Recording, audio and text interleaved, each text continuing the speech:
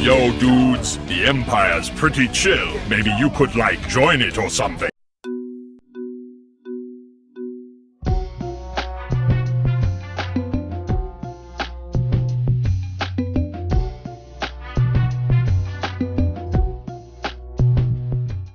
Hey everyone, Lucamus Prime here. So it's time for another franchise ranking video today, guys. I'm going to be ranking the movies in a series of animated movies today, guys. And this is for an animated film series produced by Illumination Entertainment and distributed by Universal Pictures, which is the Despicable Me franchise. So this is my personal opinion, guys, on the 3 main movies and 1 spin-off, and I'm going to be ranking them from best to worst in my personal opinion. So, if you guys don't agree with me, that's absolutely fine, but please respect my opinion just like I respect yours. Okay, so let's begin with a ranking. So, starting with what is my favourite movie of this franchise, and I'm going to definitely go 100% with Despicable Me, the first one of the series released in 2010.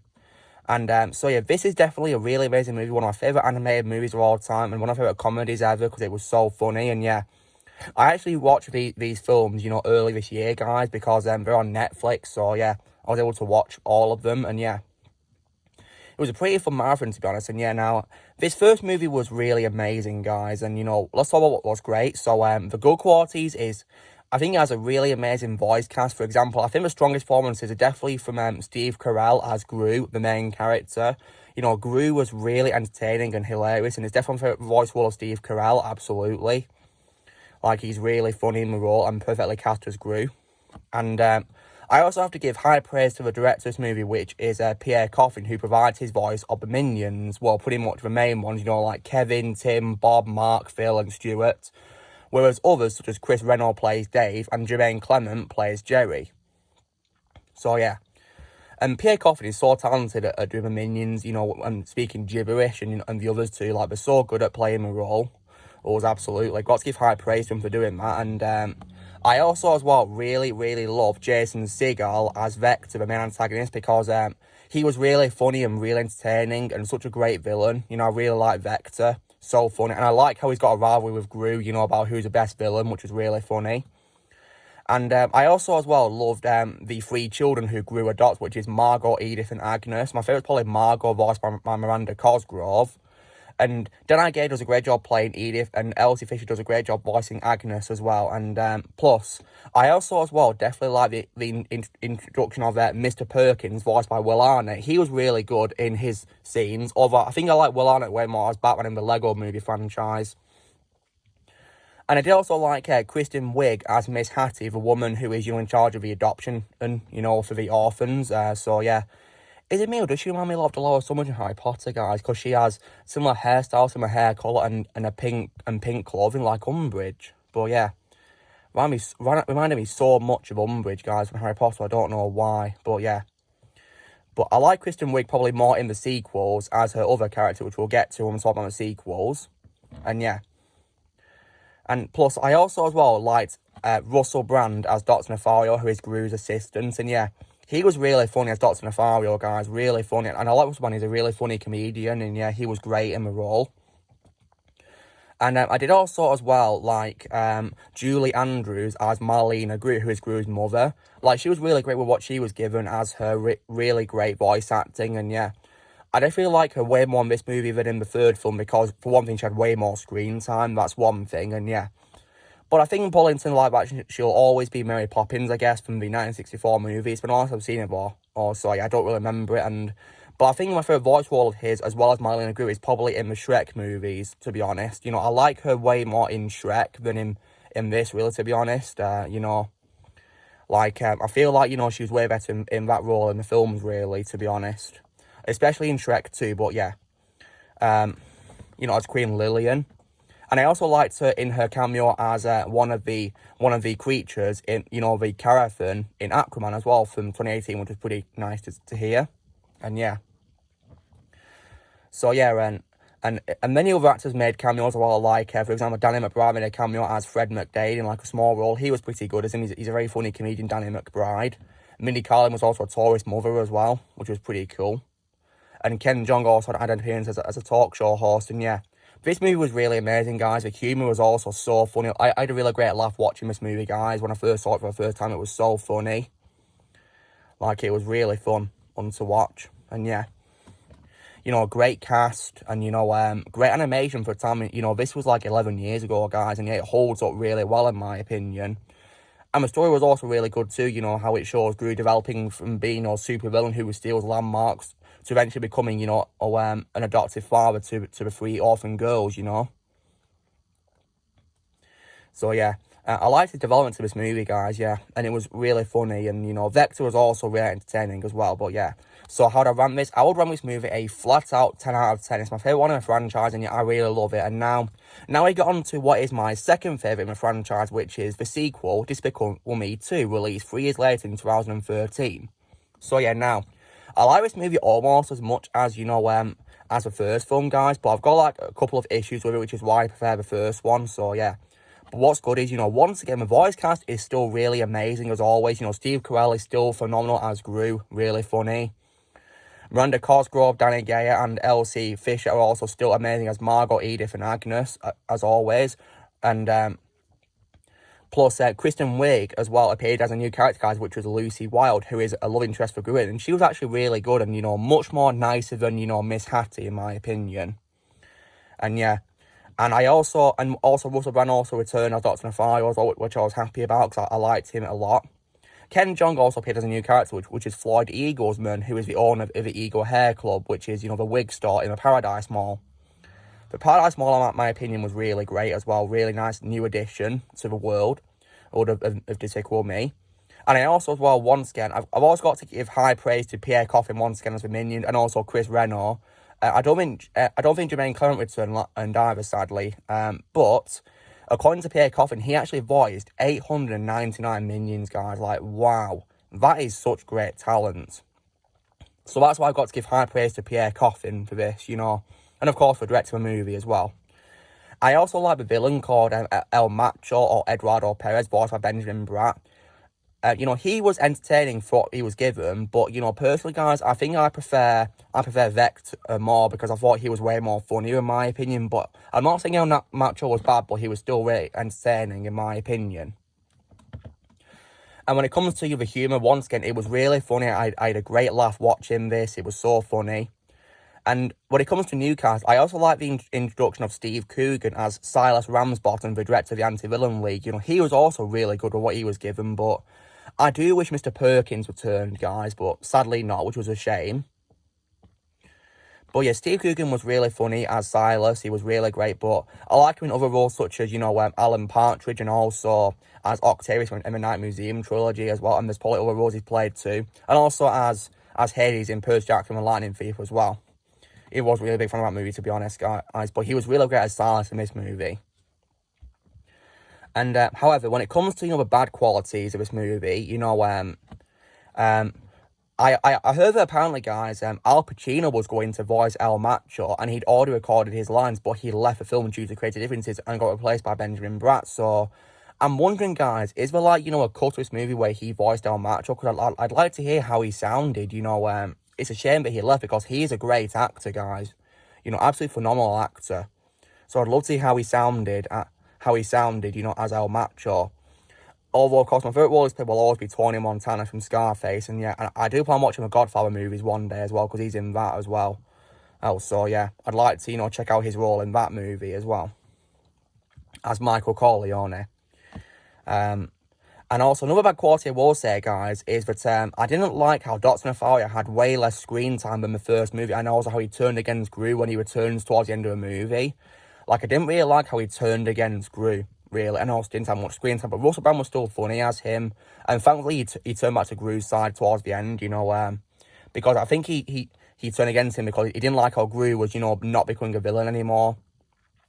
But yeah, nevertheless, guys, I still really enjoy this movie. It's really funny, you know, the humour is still top notch, and the music as well is also really good too, you know, really great,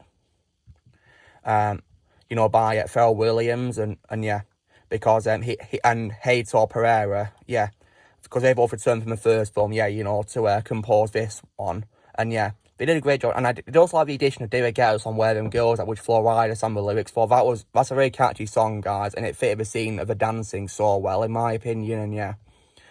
But anyway, how would I rank this? I would rank this movie a 9 out of 10. My second favourite in the franchise, and now we go on to what is my third favourite in the franchise, which is Despicable Me 3, released in 2017. So yeah, now, this movie to me felt like a breath of fresh air after seeing, the movie we're going to get to, because I didn't like the one we're going to get to.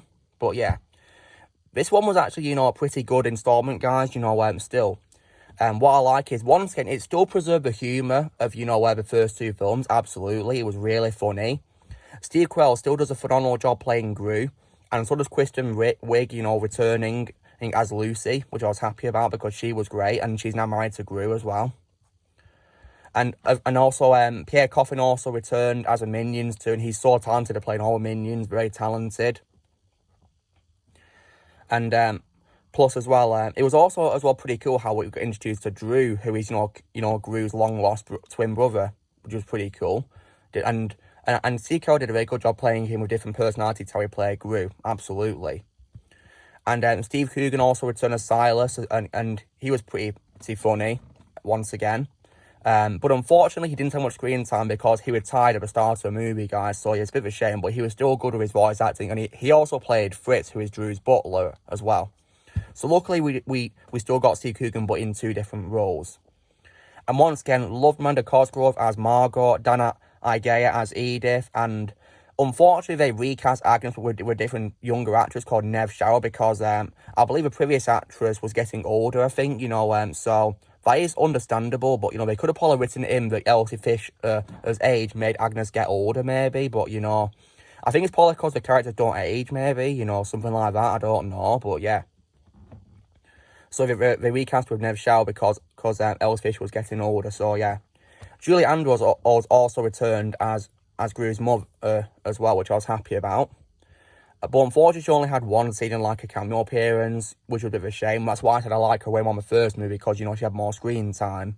So, yeah. I also like the introduction of Balthazar Brat, who is voiced by Trey Parker, supervillain and former child star who goes to be obsessed with a character he played in the 1980s and is bent on world domination, Trey Parker was good as him with what he was giving him a direction, but, still, guys, Vector's my favourite villain. So, yeah. And I think I prefer Trey Parker way more in the South Park franchise because he's one of the creators of South Park and one of the voice actors in it. He co-created it, with Matt Stone. And I think, he's way better in those roles than in, than in this, to be honest. Although he was still really good as Balthazar Brat. I'm not saying Brat was a badly voiced character, And other bad qualities I will say is, once again, I wish that, that Silas and Gru's mother had more screen time, and I also as well did not like how Dr. Nathaniel did not return voice by Russell Brand, because get this, guys, right? Dr. Nathaniel gets frozen in carbonite. Yeah, they did that like a reference to Star Wars with Han Solo in The Empire Strikes Back being frozen in carbonite, so yeah. So I was disappointed that, he was absent from the movie because he was so funny in the first two films, but yeah, I did rather hear that he will be returning in the sequel to Minions, The Rise of Gru. So yeah, that's something to looking forward to. But this is not a bad movie, guys. I mean, my least favourite of the main trilogy of the movies so far. But, not a bad movie in the slightest. So I'm going to rank this movie an 8 out of 10. And now, oh God. Now we get on to what is, in my opinion, the worst one in this franchise, which was so unnecessary, unneeded, which is Minions, the spin-off, which focuses on the Minions before they met Gru, a prequel. This movie just not needed, guys, and I did not like it in the slightest, so yeah, now, I really did not like it, it felt so much like a stark contrast to the first three movies, didn't find it as funny, but anyway, good qualities is, Pierre Coffin still does a great job playing the Minions, especially Kevin Stewart and Bob, he was still good as them, what he was given and his direction that he did, because he was a director. And yeah. However, when it comes to, as well, other characters, there's some I did like, some I did not like, I didn't mind Jennifer Saunders as Queen Elizabeth II, but I like her way more as the fairy godmother in Shrek 2 than in this role, to be honest. It was also a nice little guilty pleasure to see a young Groot making a cameo appearance at the end of a movie voiced by Steve Carell. So I was happy that they didn't forget about Groot, thankfully. And plus, I also as well liked the narration because the narration, guys, was by none other than Hector Barbosa himself, Jeffrey Rush, which was pretty cool. But unfortunately, a bad quarter of this movie is that there was hardly any narration, only like at the start and the end of a movie, you know, which was a bit disappointing. Considering that Jeffrey Rush had a billing in the main cast, he was hardly in a movie with narration, sadly, which I did not like. And other bad qualities, this movie introduces a new character who is called Scarlet Overkill, voiced by Sandra Bullock. And, you know, I didn't like her character, guys. You know, she was so unlikable in my opinion. Like, she just didn't work for me. Like, I like Sandra Bullock way more in that romance movie with Ryan Reynolds called The Proposal. I like her way more in that movie, to be honest, guys. And there's probably other great roles she's been in as well. But yeah, I just feel like Scarlet was a bit unlikable, really, and didn't really like her Overkill, either voiced by John Hamm. Didn't really like him very much, to be honest. Like, I just, you know, Herb and, you know, Scarlet didn't work for me, to be honest. So yeah. I think I like John Hamm way more in Shrek Forever After than in this role, to be honest, guys. You know, in my opinion.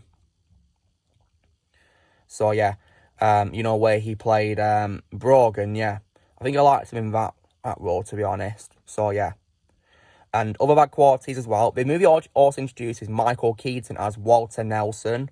But unfortunately, guys, he's hardly in the movie. He doesn't have much screen time. I didn't like that. Neither did his wife, Madge, voiced by Alison Janney. Like, why would you bring in a great actor like Michael Keaton and waste his talent, you know? You know, it's like what we did with him in the Cars movie, because he's hardly in that movie despite playing a character who is a rival racing car alongside Lightning McQueen, you know? Hardly in a movie, just like in this movie. So that was disappointing how they wasted talent on Michael Keaton. My favourite voice for Michael Keaton is probably Ken in Toy Story 3, and of course live action will always be Batman. But yeah. So, and I didn't like how they, you know, completely wasted Walter Nelson, you know.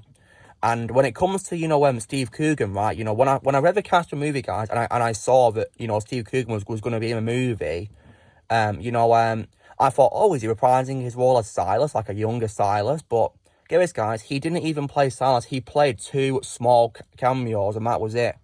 He played a character called Professor Flux, who is at, like, that scientific fair thing, and he ends up, you know, he shows, like, his, you know, future selves, and, you know, he ends up dying, and it causes every other version of himself to disappear.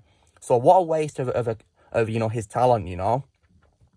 And he also had appearance as a tower guard as well, but that was it, sadly, just like cameos. So, like, why would you bring back, you know, the voice of Silas as different characters, you know, and waste him, you know?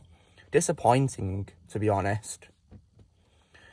Like, I did not like that. And also, the movie also introduces Hiroyuki Sanada as Dumo, who is a sumo fighter villain. And while Hiroyuki was still good with what he was given in the role, I feel like, you know, he also was wasted because he was also hardly in a movie. A little disappointing, really. Like, that's why I like him in other roles, such as, I like him as Shinjin in The Wolverine, and I also like him as well, even though he didn't have much screen time in the films, I liked him way more as Aikido in my favourite movie of all time, Avengers Endgame, and as Scorpion in the Mortal Kombat reboot from early this year. But yeah, I just feel like, you know, his talent was incredibly wasted in this movie, you know, and he could have done much better if he had more screen time, to be honest, but he was still good what he was given, to be honest. So yeah. And the story I wasn't really much a fan of it. Like I said, I feel like it's unnecessary, guys. Like, we didn't need this movie. We should have just done Despicable Me 3 in this year, to be honest, guys. But yeah.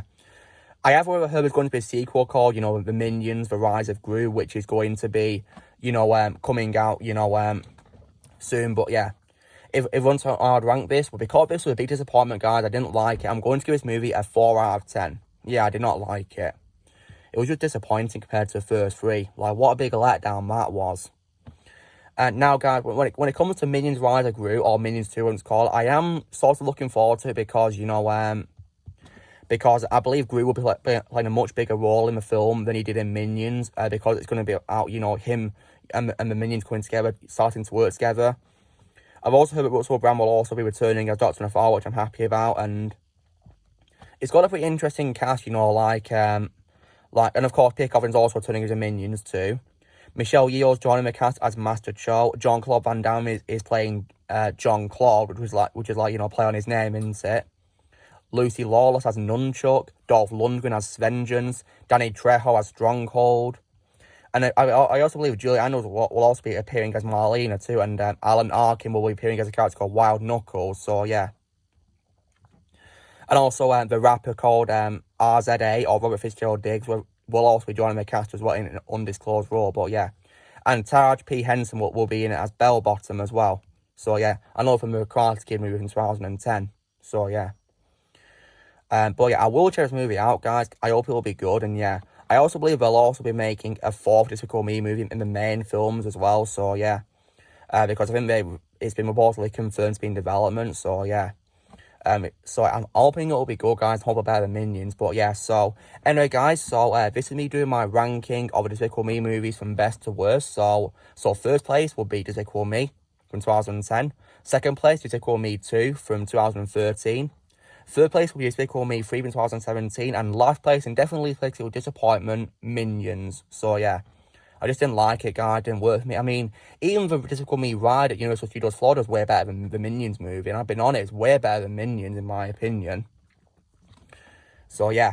So, that's my ranking of Despicable Me movies, guys. From best to worst. So, you know the drill, guys. Be sure to give this video a like. Also, be sure to leave in the comments what you guys think of Despicable Me movies. How you'd rank them from best to worst. In your opinion, how you guys would rank them.